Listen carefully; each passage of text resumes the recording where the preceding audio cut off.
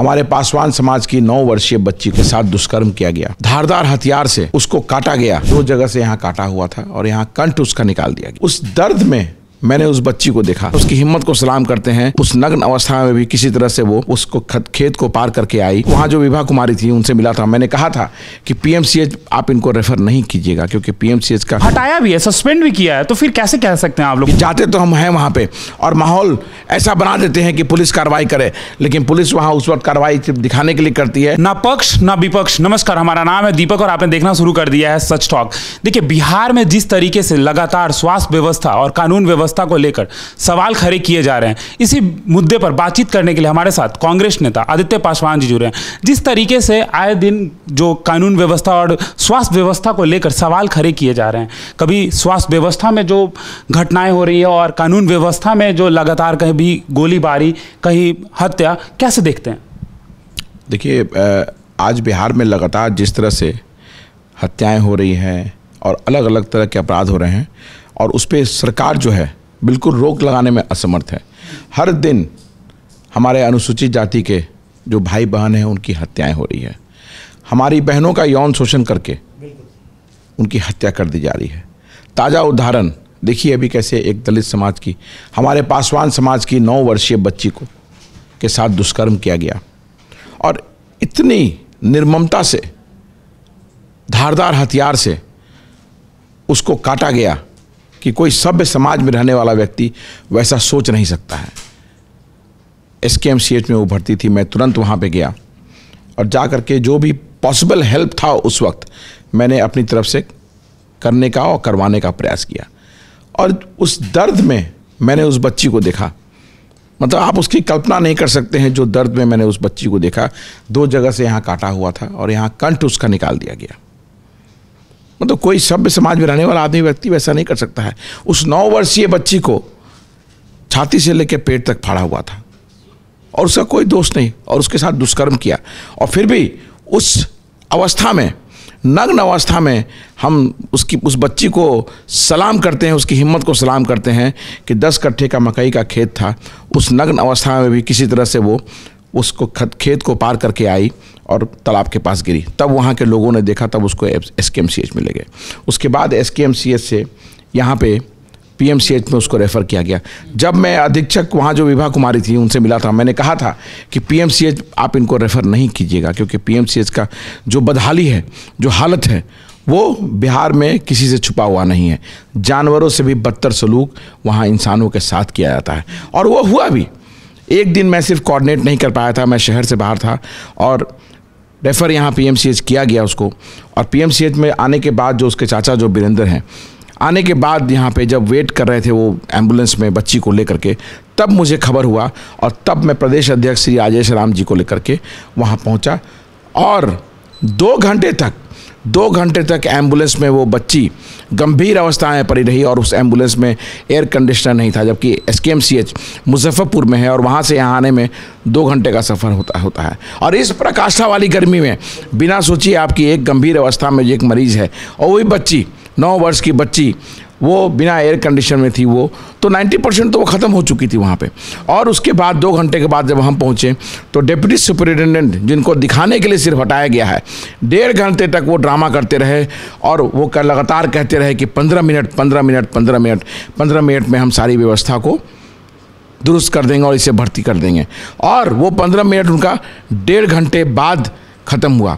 Supreme court का clear cut इसमें judgement है और कहा गया है उस जजमेंट में कि इस तरह का कोई भी केस आता है तो उस पीड़िता को, उस पेशेंट को आप तुरंत पहले भर्ती कीजिए और उसके बाद कागजी कार्रवाई कीजिए। लेकिन वो इम्प्लीमेंट यहाँ नहीं किया गया। उप अधीक्षक जो थे उनको ये जानकारी नहीं थी कि ये सुप्रीम कोर्ट की ये गाइडलाइन है? मतलब ये तो सरकार किसको अपॉइंट कर रहा है नहीं कर रहा उसको देखना चाहिए ना। उपाधीक्षक जो है उनको जानकारी तो ज़रूर होगी, लेकिन ये इररिस्पॉन्सिबिलिटी, डॉक्टर्स वहाँ सीनियर्स कोई नहीं है, सारे ट्रेनिंग डॉक्टर्स के भरोसे पटना मेडिकल कॉलेज हॉस्पिटल को छोड़ दिया गया है। और पटना मेडिकल कॉलेज हॉस्पिटल इलाज के लिए नहीं जाएगा आज के डेट में। यही पटना PMCH एक समय में विश्वविख्यात था और वही PMCH आज मुर्दा घर बना दिया है इन लोगों ने। तो नए उपकरणों के साथ PMCH लैस हुआ है और आप कह रहे हैं कि PMCH को मुर्दा घर बना दिया गया है। भाई लोग मर रहे हैं वहाँ, लगातार मर रहे हैं। और बनी है। नहीं, बिल्डिंग से काम नहीं होता है ना, काम होता है डॉक्टर से और व्यवस्था से। पुरानी बिल्डिंग भी रहे लेकिन व्यवस्था उसमें सुदृढ़ और मजबूत रहे। लगातार वैकेंसीज आ रही है। मैं आपको क्या कह रहा हूँ कि लाख वैकेंसी आप भर दीजिए, लेकिन अगर व्यवस्था आपकी वहाँ चुस्त दुरुस्त नहीं है, डॉक्टर्स अगर अप टू द मार्क नहीं है, डॉक्टर अगर संवेदनशील नहीं है उन पेशेंटों के लिए जो इमीडिएट मेडिकल हेल्थ असिस्टेंट जिनको चाहिए, अगर वो उस तरफ संवेदनहीन नहीं है तो कुछ नहीं हो सकता है। पीएमसीएच में आज व्यवस्था जो है लचर पचर बिल्कुल है और जानवरों से ही व्यवस्था है। ये हमने अपनी आँख से देखा है। और किस तरह से इस भ्रष्ट सिस्टम ने एक 9 वर्षीय बच्ची को काल की गोद में भेज दिया, और इसके लिए हमें बहुत दुख है, तकलीफ है। और मतलब हम चाह के भी कुछ नहीं कर पाए। हमने पूरा प्रयास किया कि उस बच्ची को बचा सकें, लेकिन वो बच्ची बची नहीं। ये अफसोसजनक है। बिहार के जो स्वास्थ्य मंत्री हैं मंगल पांडे, उन्होंने तो एक्शन भी लिया, पदमुक्त भी किया है, हटाया भी है, सस्पेंड भी किया है। तो फिर कैसे कह सकते हैं आप लोग फिर? नहीं, देखिए ये सिर्फ जो है ना, ये सिर्फ आई वॉश है। ये डिप्टी सुप्रिंटेंडेंट को उनके पद से हटा देने से इसका सोल्यूशन नहीं निकलने वाला है। इम्प्लीमेंटेशन जो सुप्रीम कोर्ट का जजमेंट है कि कोई भी ऐसा पेशेंट आता है जिसको मेडिकल असिस्टेंस की ज़रूरत है, वो स्ट्रांगली इम्प्लीमेंट होना चाहिए।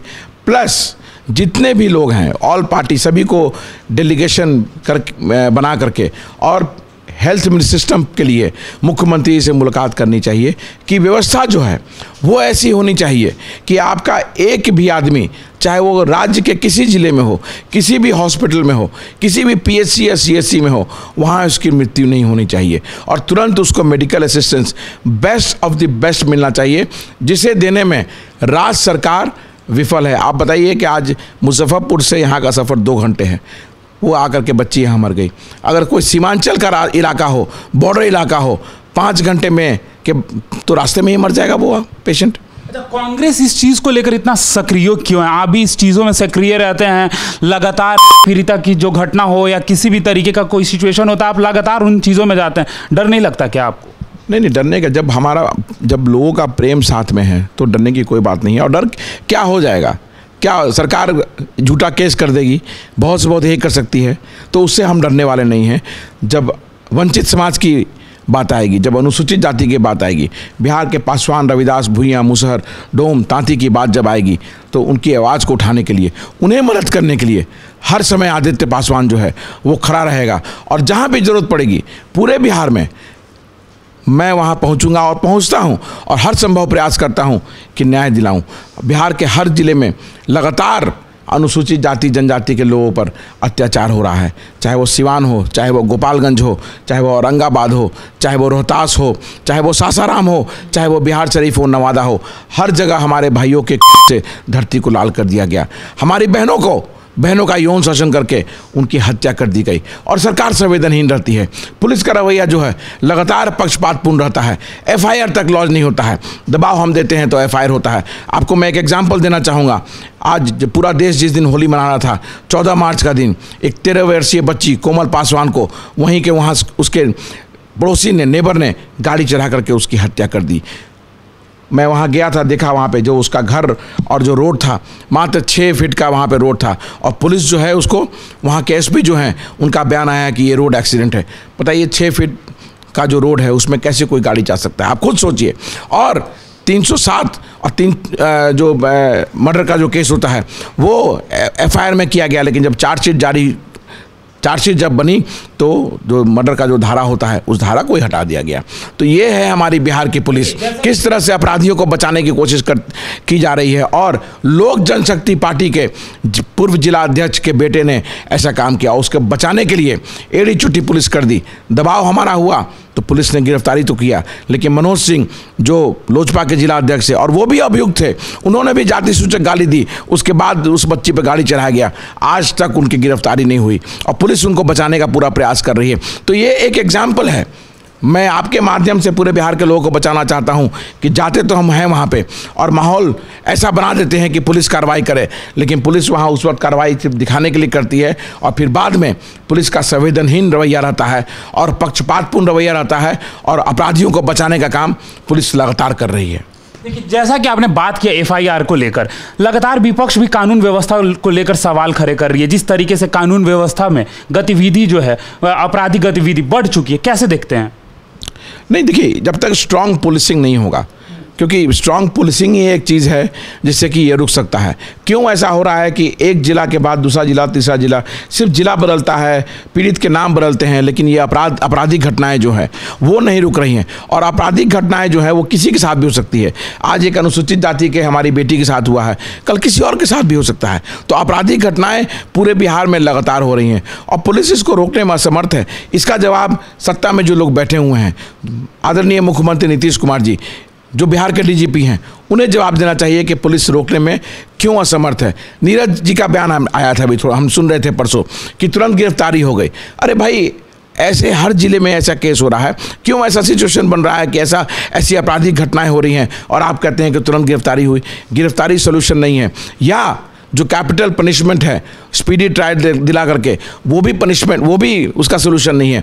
सोल्यूशन यहाँ तब होगा जब स्ट्रांग पुलिसिंग होगी और ये घटनाएं, इन घटनाओं पर विराम लगेगा, जो कि हो नहीं रहा है। और लगातार ऐसी घटनाएं जो हैं वो जिला भर जिला, ब्लॉक दर ब्लॉक, पीड़ित के नाम खाली बदल रहे हैं, लेकिन ये घटनाएं जो हैं वो रुक नहीं। आखिरी सवाल लेंगे, डोमिसाइल नीति को भी लेकर छात्रों का आज आंदोलन है। जिस तरीके से डोमिसाइल नीति पर भी लगातार सवाल खड़े किए जा रहे हैं कि आखिर बिहार के छात्रों को डोमिसाइल नीति जो है क्यों नहीं लागू हो रहा है, कैसे देखते हैं?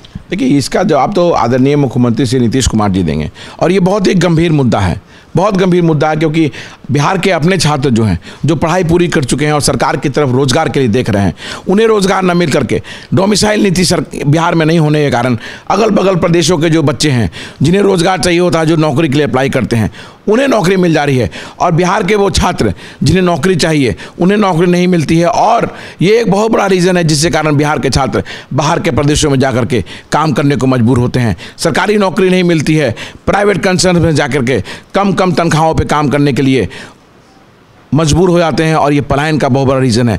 तो बिहार सरकार को इस और तुरंत देखना चाहिए और बिहार में डोमिसाइल नीति तुरंत लागू करनी चाहिए, ताकि यहाँ के जो छात्र हैं, अपने छात्र जो हैं, बिहार के जो लड़के हैं जो पढ़ाई पूरी कर चुके हैं, उन्हें अपने प्रदेश में ही रोजगार मिल सके। बच्चे भी कह रहे थे कि तैयारी करें हम, नौकरी ले जाए कोई और। तो यही तो है ना कि डोमिसाइल नीति नहीं होने के कारण तैयारी यहाँ के बच्चे कर रहे हैं और अगल बगल के प्रदेश के बच्चे आकर के, भारत देश है, कहीं भी कोई काम कर सकता है, लेकिन जब स्टेट की नौकरी की बात आती है, जब राज्य की नौकरी की बात आती है, तो राज्य के लोग, राज्य के बच्चे, राज्य के छात्र, उनका पहला हक होता है और ये होना भी चाहिए। इसलिए डोमिसाइल नीति जो है, बिहार के छात्रों की मांग जो है बिल्कुल सही है और तुरंत मुख्यमंत्री जी को इस और देखते हुए इसे लागू करना चाहिए।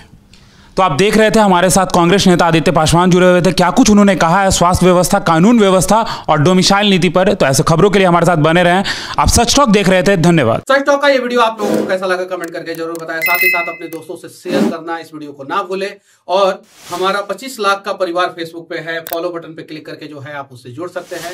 यूट्यूब पे भी लगभग 25 लाख का परिवार है हमारा, उस पे भी जो है सब्सक्राइब बटन पे क्लिक करके आप जुड़ सकते हैं। साथ ही साथ इंस्टाग्राम और ट्विटर पे भी जो है आप फॉलो करना ना भूले, तब जाके जो है आपको वीडियो का नोटिफिकेशन सबसे पहले मिलेगा। जय हिंद।